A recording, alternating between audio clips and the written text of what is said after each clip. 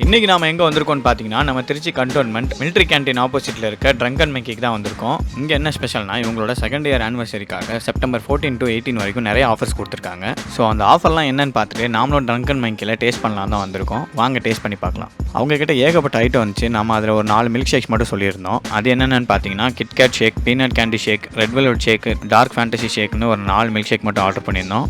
நம்ம ஆர்டர் பண்ண எல்லாமே நம்ம டேபிளுக்கு வந்துருச்சு.